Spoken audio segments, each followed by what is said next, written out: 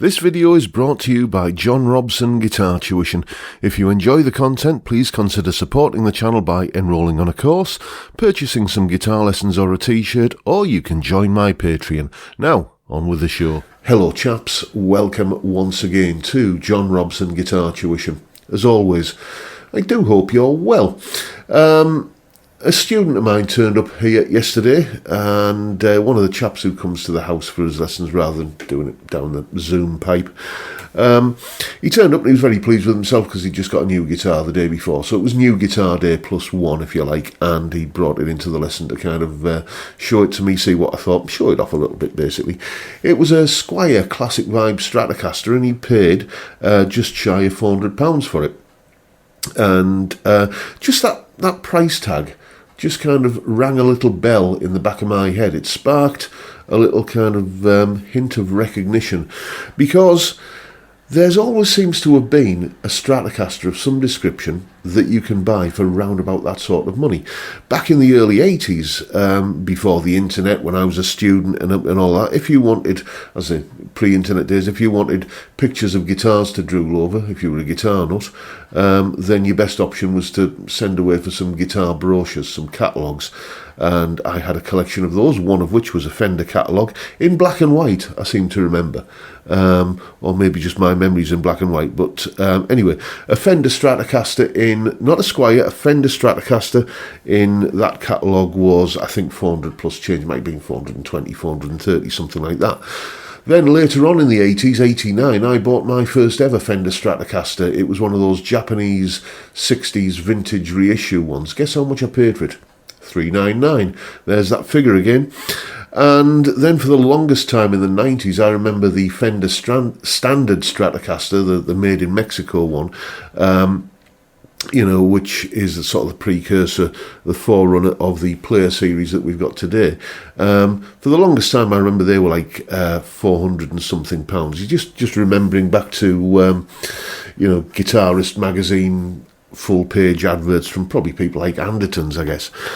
So it just got me thinking about guitar prices over decades. It just seems, maybe it's just, I'm making the facts fit my memories. But there always seems to have been a Stratocaster available for about 400 quid. And as I say, it got me thinking about guitar prices over the decades. So what I decided to do was do a little bit of research, find out guitar prices from yesteryear, convert them into current prices now, and how compare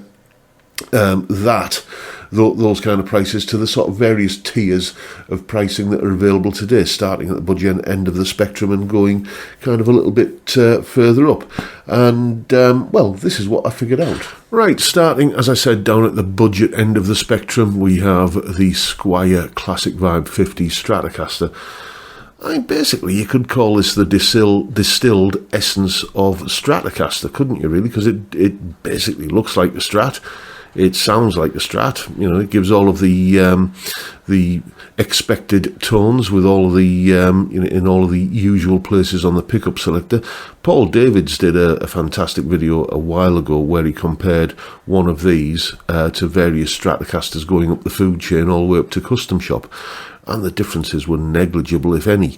So for £359, which is even less than that magic £400 figure, although it is on sale. It's usually about just a shade over £400. So it kind of goes to prove that, yes, there is always a Stratocaster that you can buy that says Fender on it somewhere for about 400 quid. 359 Squire Classic Vibe. I'm not going to tell you any more about that. You know all about these guitars, I'm sure. Then we move on to the next rung up the ladder, really, which is we are now in authentic Fender territory rather than a Fender-owned brand like Squire.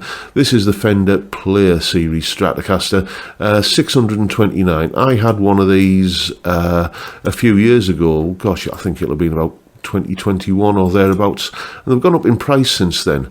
I think I paid 400 plus change for mine. So once again, that £400 figure just keeps cropping up whenever you're discussing Stratocasters. They are now in kind of, full price. There is $7,500. Is that $759? Yeah, but it's on sale here for $629. So I quite liked the one I had, but it just didn't. I just didn't bond with it. So up on eBay it went.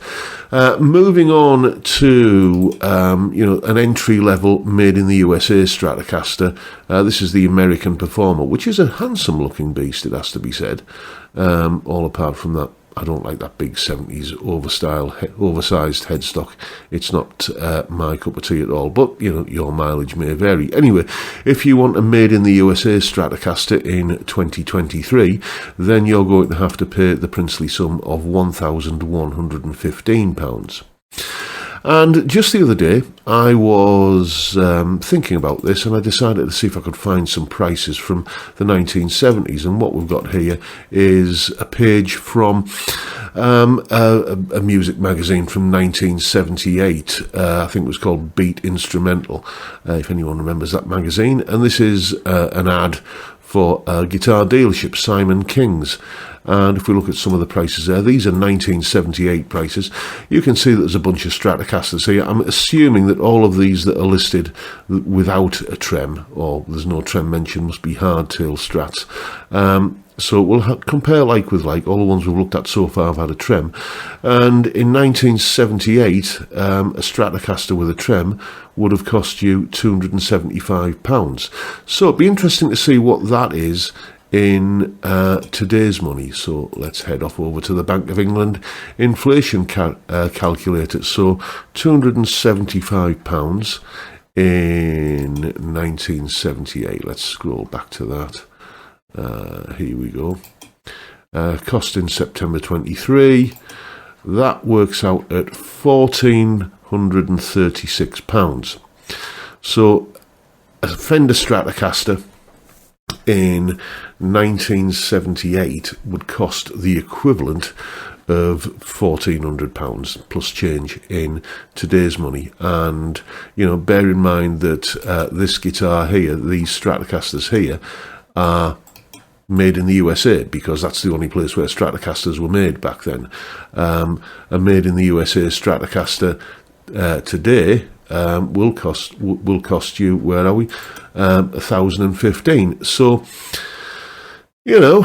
it does seem that prices have come down over the intervening, however many 45 years, I guess, since 1978. In real terms, the price has gone from this figure to this figure.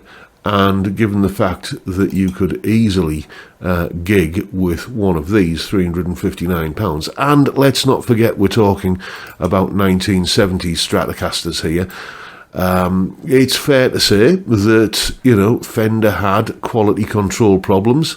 There are a lot of horror stories out there about Stratocasters from that period with neck pockets that didn't fit and, all kinds of other issues. It might be fair to say that this cheap little £359 Fender Squier Stratocaster today might just be a guitar that plays better than some of the ones that are listed in this 1978 advert. Bears thinking about, doesn't it? So yes, indeed, £1,400 or thereabouts or the equivalent of in 1978, down to £1,100 in today's money. So, I'm a big fan of budget guitars. I love the fact that a cheap and cheerful guitar these days genuinely is cheap and cheerful rather than cheap and nasty. Those of us with memories long enough can remember the awful guitars from the 70s and 80s that you were forced to play because you couldn't afford anything better. Nowadays, brands like Harley Benton, Squier, Faisley, and a bunch of others, I guess, if you're thinking in terms of Strats, Jet there. I'm going to try and get my hands on a Jet guitar, and everybody's talking about them. I should really check one out. But yeah, I do love those budget guitars, but the aficionados of them will often say, and I've been guilty of this myself in the past, are guilty of saying that, the big companies like Fender are, not to put too fine a point on it, ripping people off by charging the money they charge. But I think what we just demonstrated there is that the prices have broadly remained constant over the decades, if not come down a little bit.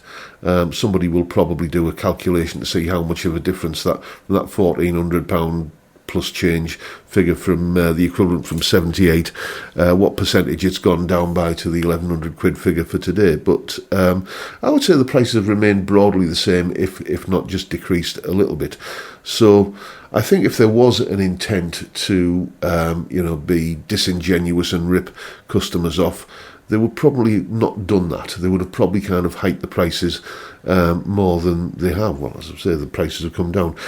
Anyway, I'm waffling here. It was just a little thought experiment there, just to see what had gone on with guitar prices over the years, and I think I've answered my own question. Let me know what you think down in the comments. But that's the video for today, folks. Hope you found it entertaining and informative in some small way, and if that's the case, please hit the subscribe button and the notification bell if you haven't already done so, and why not drop me a like while you're at it. Don't forget the live stream every Friday, 5 PM UK time. We drink beer and talk about music and guitars and whatever else crops up, basically. Great way to kick off the weekend. I'd love to see you there if you can make it. I'll just give you a plug for my new book, Practical Music Theory for the Rock Guitarist.